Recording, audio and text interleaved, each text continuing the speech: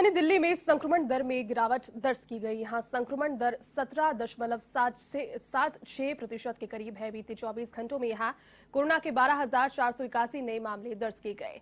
इस दौरान 13,583 लोगों को डिस्चार्ज भी किया गया। तो वहीं दिल्ली में कोरोना से बीते 24 घंटों में 347 मरीजों की जान भी गई।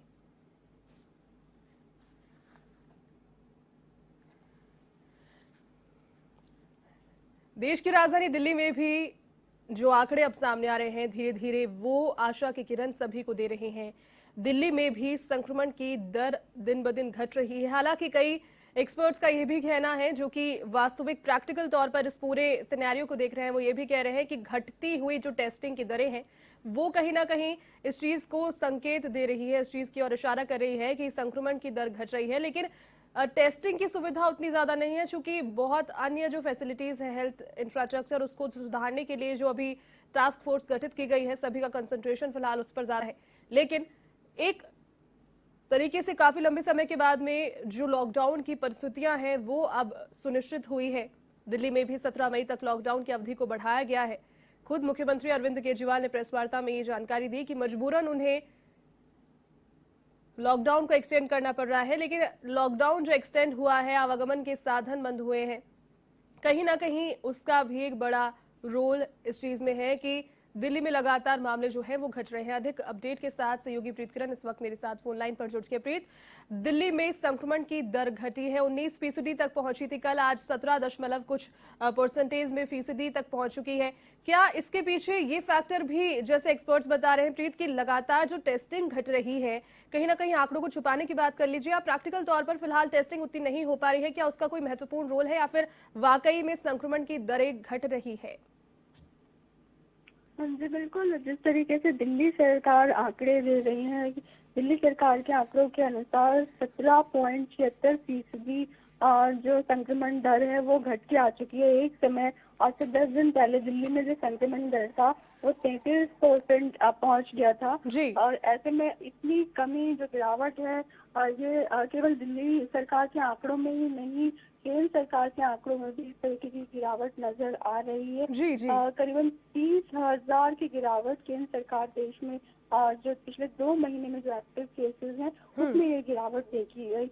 तो कहीं ना कहीं देश भर में आंकड़े जरूर कम होते हुए नजर आ रहे हैं, लेकिन उसी हिसाब से देश भर में जो टेस्ट हैं वो भी कम हो गए हैं। एक समय में 1 लाख से पार दिल्ली में टेस्ट होते थे, पिछले 24 घंटों में अभी 70,200 टेस्ट किए गए हैं। तो टेस्ट जो है वो कम हो गए हैं। हालांकि ये भी है कि 24 घंटों में जो नए मामले आए हैं दिल्ली सरकार के आंकड़ों के हिसाब से 12,481 नए मामले आए हैं, और जो कोरोना पीड़ित हैं उनमें से 347 लोगों की मृत्यु हो गई है। तो ये हालांकि ये जो दिल्ली सरकार के आंकड़े हैं ये जरूर सुधार की गुंजाइश की एक कहीं ना कहीं उम्मीद दिखाती है कि किस तरीके से आंकड़े में कमी आ रही है। लेकिन अगर होम आइसोलेशन की बात करें तो होम आइसोलेशन में जो कोरोना पॉजिटिव केसेस है उसमें बढ़ोतरी हुई है। 51,480 लोग इस समय दिल्ली सरकार के आंकड़ों के हिसाब से होम आइसोलेशन में। वहीं जो कंटोनमेंट जोन बनाए गए हैं 55,661 कंटोनमेंट जोन बनाए गए हैं दिल्ली सरकार के अनुसार। केंद्र सरकार के जैसी जो गाइडलाइंस जारी की गई है उसके अनुसार ये है कि 10% से अगर कम संक्रमण दर होती है तो उस समय उस राज्य से नाइट कर्फ्यू और लॉकडाउन जैसी जो पाबंदियां हैं वो हटाई जा सकती है।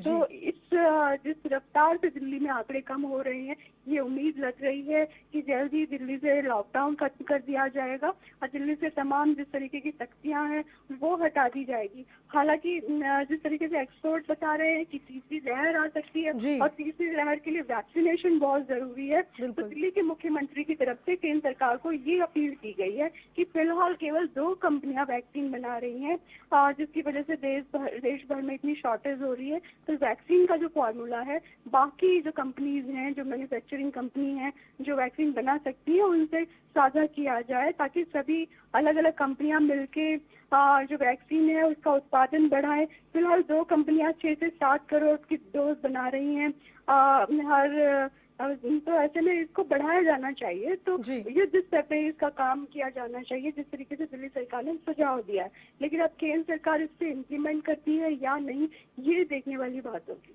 प्रीत, कहीं ना कहीं अगर मौत की बात करें, डेथ रेट की बात करें, तो क्या दिल्ली में अब तक 1 मई की तुलना में अब तक आज 12-13 तारीख दिन बीत जाने के बाद में डेथ रेट जो है वो पहले की अपेक्षा कम हुई है, या फिर टेस्टिंग जो घटी है उसका प्रभाव इस पर भी पड़ा है, चूंकि पॉजिटिव खुलकर सामने नहीं आ रहे हैं? घर घर में हालांकि जो मौसमी बीमारियां हैं, खांसी जुकाम, उसके मरीज भी हैं, लेकिन कई दफा ऐसा देखने को मिला कि मरीज जब तक वेंटिलेटर तक पहुंचा है, पहुंचते ही उसको प्लाज्मा डोनेट किया गया, वो कोलैप्स हो गया, वहीं पर उसकी जान चली गई। इसके पीछे क्या स्ट्रैटेजी फिलहाल दिल्ली सरकार अपना रही है?